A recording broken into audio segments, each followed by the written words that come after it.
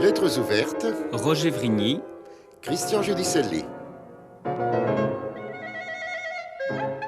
Le dossier de la semaine, les Indiens parmi nous, avec nos invités Florence Delay. Pour Partition Rouge, Florence Delay et Jacques Roubaud sont les deux auteurs de Partition Rouge, publié aux éditions du Seuil dans la collection Fiction et compagnie. Alors, Évelyne Schimberger, vous allez nous parler un peu de cette partition rouge. Oui, alors je crois que ces deux mots disent bien chacun ce qu'ils veulent dire.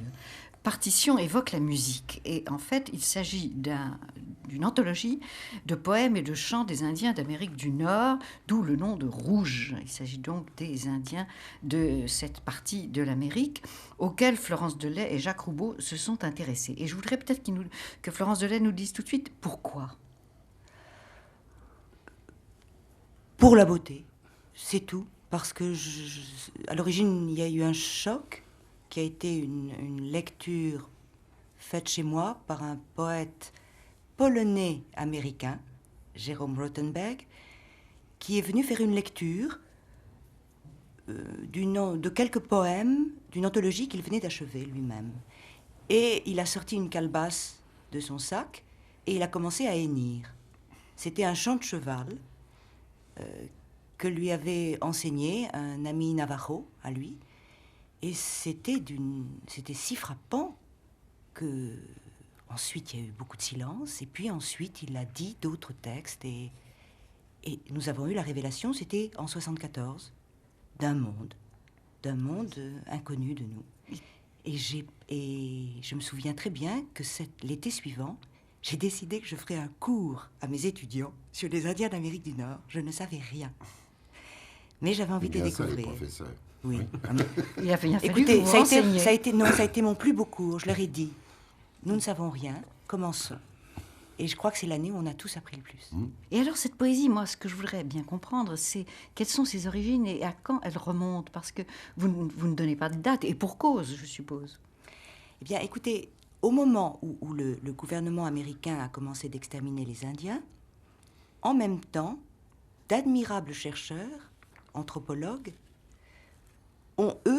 sont allés recueillir sur les bouches qui allaient s'éteindre ce qui restait de leur mémoire.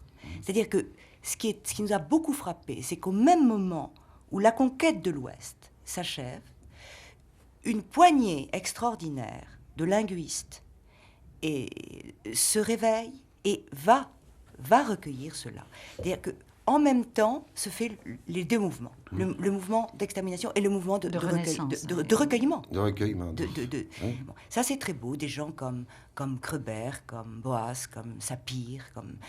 Et c'est vers eux que nous sommes allés chercher, c'est-à-dire lointainement, le plus lointainement possible, et puis aussi vers les très récents travaux de ce qu'on appelle l'ethnopoetics, où justement des poètes ne prennent plus tous ces chants pour des documents informatifs, mais au contraire pour aussi ce qu'ils sont en eux-mêmes, c'est-à-dire magiques et finalement formels. Donc on les écoute aujourd'hui, enfin, on les retravaille dans ce sens-là, et non plus dans un sens moyen entre les premiers dont je parlais et les derniers, qui étaient simplement « ayons de l'information sur ces sociétés ». Oui, exactement. C'est ça, Et vraiment ce que nous avons rejeté. Mais il semble même que depuis une vingtaine d'années, des Indiens eux-mêmes chantent à nouveau ces poèmes ou créent à nouveau une poésie. C'était très exactement. C'est lié aussi à l'American Indian Movement, à une revendication politique. De pair va la revendication politique, la marche des traités brisés, ou finalement ces extraordinaires procès qui ont lieu aujourd'hui même des Indiens du Canada pour récupérer leurs terres, et en même temps quelque chose qui essaye de retenir le patrimoine. Oui, bien sûr. Bien sûr. Alors, vous les groupez, n'est-ce pas? Vous les classez un peu en 4 grands groupes. Vous faites d'ailleurs remarquer au passage que le chiffre 4 est un chiffre extrêmement fatidique, en quelque sorte, dans l'univers indien. C'est le rythme sur lequel sont fondés tous les chants magiques. C'est le nombre sacré. Nous, c'est 3, en Occident. Eux, c'est 4. Alors, 4 points cardinaux, 4 couleurs fondamentales chez les Sioux, chez les Navajos. Bon. Donc, nous avons tenté un 4 qui est en fait un 1, parce que ces parties qui sont métamorphose, non, naissance ou médecine, c'est la même chose finalement. C'est un mouvement que nous avons donné, mais qui tourne en cercle. Ils ne disent pas que ce sont des poèmes, ils disent que ce sont des médecines. Oui, la notion de poème est occidentale. Je veux dire, pour eux, il s'agit de récits, de chants magiques, de formules, de mots dictés à l'esprit à celui qui en bénéficie, enfin, d'une certaine façon. Oui. Alors, nous appelons ça poème, nous avons tort. Ce sont parfois des contes, de véritables petits contes. Oui, alors il y a aussi des contes. Voulez-vous que je vous en lise un? Je Ça, le trouve on très a joli. tellement envie, de toute façon. Oui, là, vous ne m'empêcherez pas. Un petit lynx perdit sa famille. Il s'en alla tout seul et commença à apprendre les choses. Il se mit en route. Un printemps, il vit arriver des oiseaux qui venaient du sud. Il en goûta quelques-uns, il en a pris le goût. Un été, il faillit se noyer, mais il vit son visage un long moment dans ce lac. Il apprit alors son visage. Un automne, il fut aussi grand que ses parents, et cela le fit penser à eux. C'est ainsi qu'il apprit à se souvenir. Un jour, dans le froid de l'hiver, il trouva un oiseau gelé qui ne bougeait pas. C'est ainsi qu'il apprit les larmes, qui de son visage tombaient sur cet oiseau. Il resta penché sur lui un long moment. Je sais son histoire, ce qu'il a pris, je le sais, je vous le dis, toutes ces choses. Je pleure quand je les dis. Je suis petit lynx. Il y a beaucoup d'autres contes. Oui, ça c'est autre chose. C'est un poète contemporain qui vient de mourir, qui s'appelle Nibene Genezabé, et qui lui était le poète historien de sa tribu, c'est-à-dire qu'il était chargé d'expliquer les noms des siens. Et au fond, chacun lui portait, il donnait le nom, et où chacun lui portait son nom, il écrivait un poème sur le nom.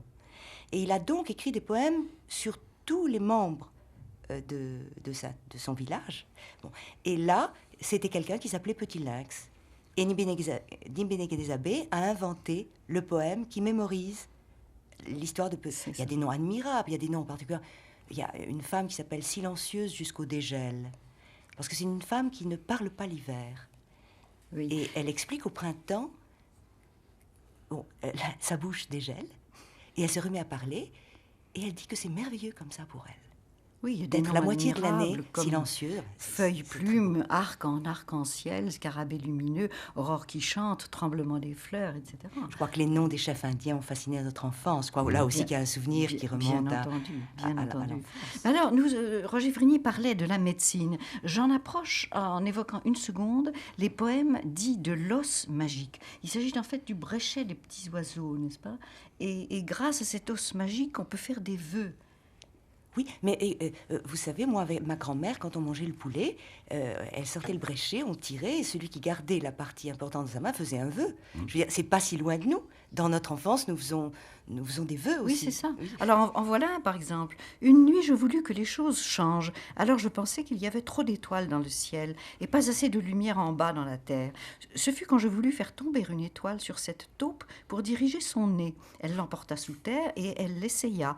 À présent, elle sort quelquefois pour laisser son étoile parler aux autres étoiles dans le ciel. Il fait sombre là en bas, mais son nez voit où elle va. En plus, vous remarquerez la vérité, la justesse d'observation, puisque la taupe, en fait, se sert de... Absolument. Mais on termine... C'est merveilleux, ils connaissent les animaux. Enfin, oui. pour moi, qui ne connais rien aux animaux, j'ai découvert les animaux par les Indiens. Je peux tout vous dire du bison. Oui. Ah oui, il y a des poèmes admirables sur les bisons. Mais vous finissez par le plus beau poème, qui est une véritable cérémonie pratiquée encore, enfin, ou qui se pratiquait chez les Navarros. Cette cérémonie qui durait 9 nuits et qui associait à la fois tout, la danse, la musique, le chant, la peinture, la fabrication d'objets, la cuisine, la médecine, précisément la magie, les mythes, le théâtre, etc.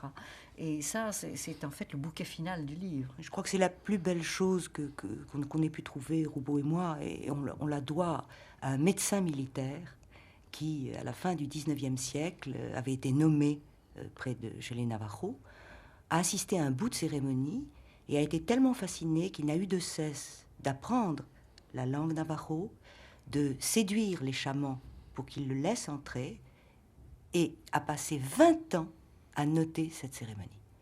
Et c'est une œuvre inouïe qui existe, donc The Night Chant, le chant de la nuit ou la nuit des chants, qui est le récit de ces 9 jours et 9 nuits par ce Washington Matthews, qui est vraiment un être, un médecin, comme je n'en ai jamais, militaire. Mais alors, comme... il décrit justement les cérémonies, les différents moments. C'est ça. Je veux dire, c'est une description, ce n'est pas une interprétation. Ah, rien, il n'y a pas... Rien. non, et d'ailleurs, notre livre s'est bien gardé de toute interprétation. Oui. L'a suivi dans... Enfin, nous, là, pour La Nuit des Chants, nous avons traduit Washington Matthews. Enfin, certains passages, parce que Oui, autrement, c'est ça durerait 9 jours et 9 nuits, notre livre. Oui, oui. Oui, ça ne fera pas plaisir aux éditions du Seuil. Mais Florence Delay, ce que je voulais dire maintenant, vous pouvez peut-être nous en dire un petit peu plus, ou tout au moins nous confier ce que cette découverte a éveillé en vous.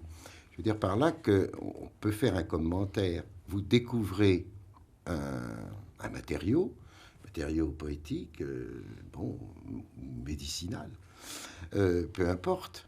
Vous découvrez en même temps donc une civilisation, vous découvrez un mystère en quelque sorte pour nous. Et comment le situez-vous, ce mystère? Où le mettez-vous et qu'est-ce qui peut nous apprendre? Je le mets exactement en tant que mystère. Oui. C'est-à-dire, je ne demande surtout pas à l'élucider. Je demande Pas d'explication. Je demande à être enchantée. Oui. Et je le réclame. Je veux dire, pour moi, ça a eu le pouvoir de m'enchanter. En plus, je me souviens, j'ai traduit ce livre avec Roubaud dans une période de deuil. Pour moi, j'avais perdu mon père. Et ces séances de travail ont été un bienfait, ont été une médecine.